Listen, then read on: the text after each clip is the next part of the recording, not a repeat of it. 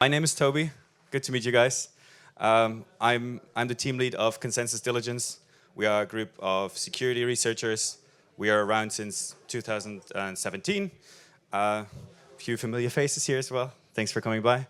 Yeah, and I want to talk a bit about how good things take time and what the role of the human layer in security is. Yeah, so there are a few things that we see over time. Obviously, as you guys notice as well, things are getting more complex. Protocols are getting crazier. Moon math, ZK is introduced everywhere. Things are getting more secure. Building blocks are getting more secure, getting combined. Everything gets just bigger. At the same time, funny enough, roadmaps and timelines kind of either stay the same or getting shorter, which is understandable. Everybody wants to deploy, and that's okay. And another thing that we see is essentially AI everything. So in all of that, you would say it's getting kind of like in a gold rush mood, it feels like. But obviously hacks are still happening, and that's like a pretty sizable hacks are still happening. And what we see over time is like a pattern that hasn't changed since the beginning, is that critical hacks are starting in the dev's logic essentially. So that means we have more and more advanced tools and technology that find like lighter attack vectors, but the really juicy stuff is still in how the systems, how the business logic of the system works, and how we can manipulate that. So for this, we still kind of need a human, and it takes time to find those. So it's not done in like crazy short timelines. So time is quality in security, and that's. Sorry, can you skip next? Yeah, you got it. So that's true for good meat, right? That's true for good code as well. You can't vibe code everything. Next. And it's also true in security, especially when projects with especially when projects with these very complex code bases come to us and essentially say, hey, let's have an audit, but just so you know, we launch in 3 weeks. By that time, it has to be safe. Yeah, so good things take time. And I want to touch a bit on the human layer in all of this, because obviously at the moment we're quite central in this, and why essentially speed won't replace the understanding necessarily, and how tools can enhance us, obviously, how they can help us, but still why humans are very much in the center of this. So let's take an example, very simple. This is a recent project that we audited, and just for the example's sake, let's say there is a smart contract which takes some collateral in and mints some new stuff. In this process, the rewards are generated. The system takes the rewards and treats it as excess collateral and puts it in a separate place under quarantine and puts a time lock on it. Once the time lock is expired, the funds are cleared, accounted for in a different system, just leave the system essentially, so the whole thing can start again.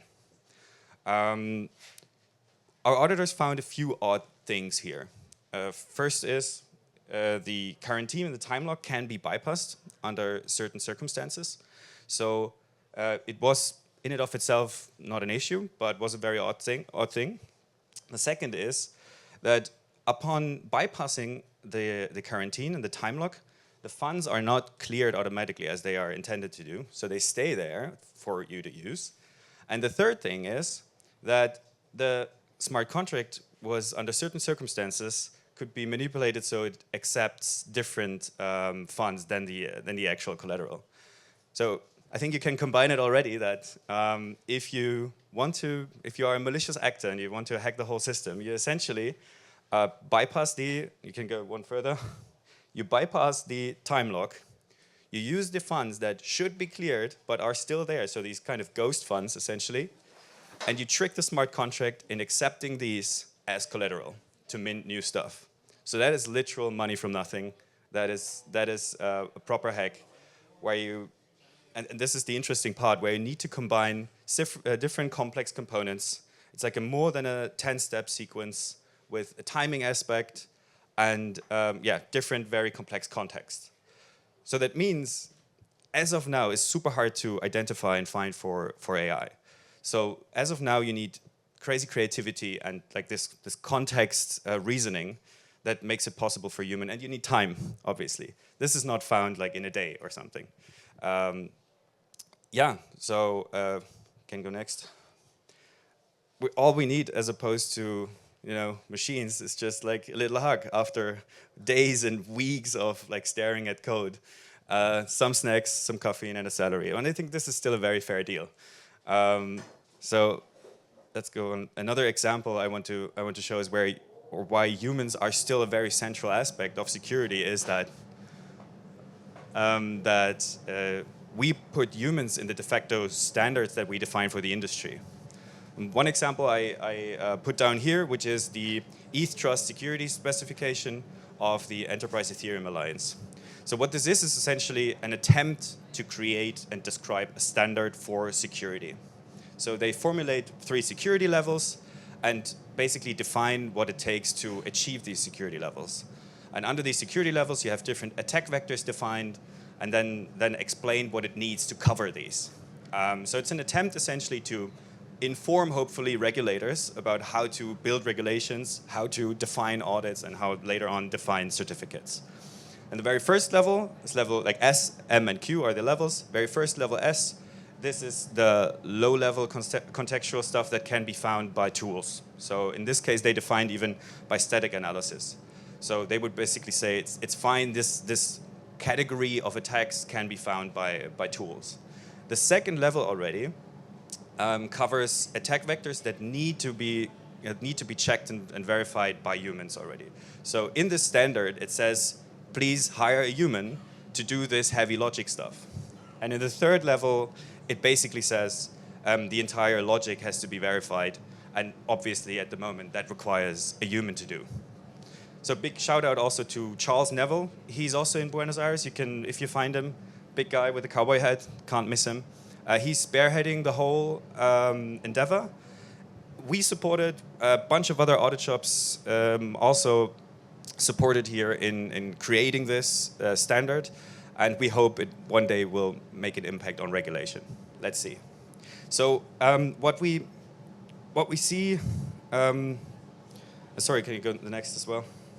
So we see definitely the human is in the center, but we also understand there is a temptation in speed. We want to automate as much as possible, and as security researchers, we also want to do that, right? We also want to build tools to like do the lifting, or at least part of the lifting for us.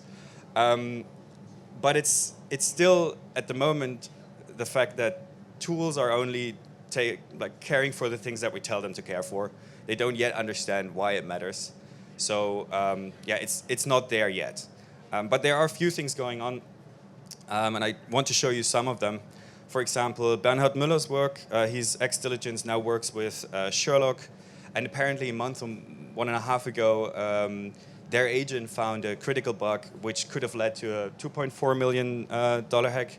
The details are not revealed, so it would be very interesting to see like how much human intervention was there and how much AI was there.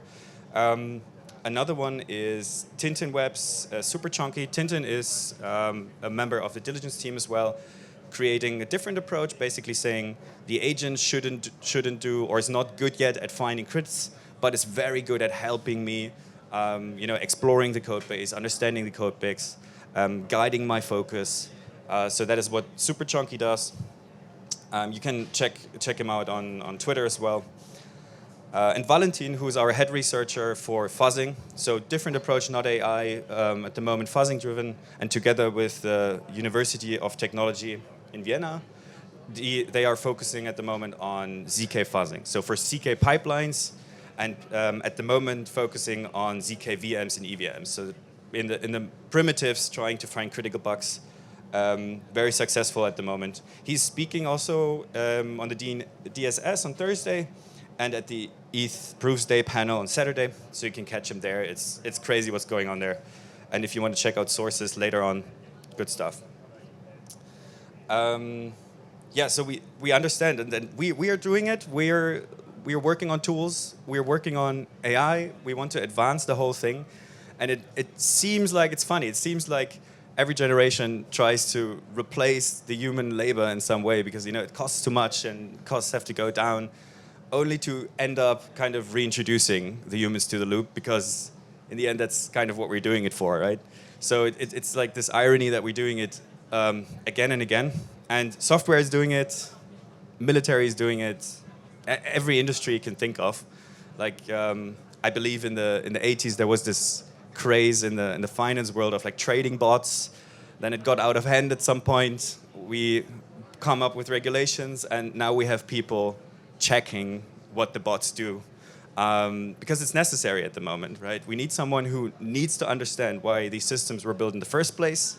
We need to understand, is the direction of the system actually aligned with our goals, like our moral values, our set of beliefs? Is the system serving humanity? And this is the central part. It's from humans for humans, and we shouldn't forget like all the ecstasy about technology. Can go one further. So yeah, every system trying to replace its human layer eventually kind of brings it back. Yeah, can go ahead. And what we think in the whole replacement debate is that it probably won't replace top researchers looking for 0 days. It will kind of feel like this. It will be a very enhanced level of working, where machines are doing the easy things, guide our focus, so that we have more time for the human to do what they are actually good at, right? And this is where we think we're going to land, and I think also where we should land. Yeah, go one ahead. What I want to add here as well is that, so it's also important to understand that over the time, also we understood that teams are that are working with us are very appreciative of the human input here as well, because you need to also understand that we definitely want to. So good auditors want your project to be secure. So we have a passion also that we bring in there, because it's not a product, it's a service, right? Can go one further. So we see it really as a craft.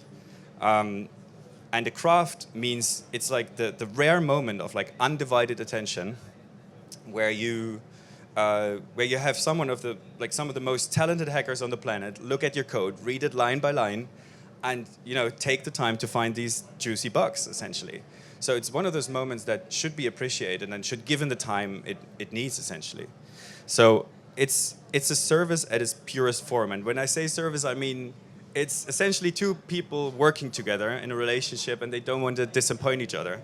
And this is what I see with our auditors. It's like they have the passion that they bring in. They want your project to be secure. They want to have a genuine understanding of where you're coming from and what you intend to do with your project. No rubber stamping, no sugarcoating sometimes. That's also necessary. But in the end, I think that's what human auditors and at Diligence we try to contribute to the Ethereum ecosystem, is like the genuine wish for it to be secure. Yeah. And there's a reference that comes to mind in this craft aspect also, is that it's from Daniel Kahneman's book Thinking Fast and Slow, where it says fast thinking is efficient, slow thinking prevents catastrophe, and that's exactly what auditing is. It's professional slow thinking, essentially. So that's what we need. And also in all of this, human interaction brings a load of fun. It's always like in our collaborations, there's loads of golden retriever energy, where it's where we are excited when we find something that I described earlier, while breaking your code. Very sorry about this, but it's good fun as well, And I think that's a lovely thing in human interaction that I don't want to miss, at least, right? So yeah, good things take time, and I think if we're all serious about shipping reliable, trustworthy, and privacy-respecting technology, then we should definitely protect the human layer, and we should definitely give it the time it needs. So yeah, thank you very much for your time. Thank you very much for coming by, and you can catch us later also. Half of our team is here as well. Thank you, guys. Cheers.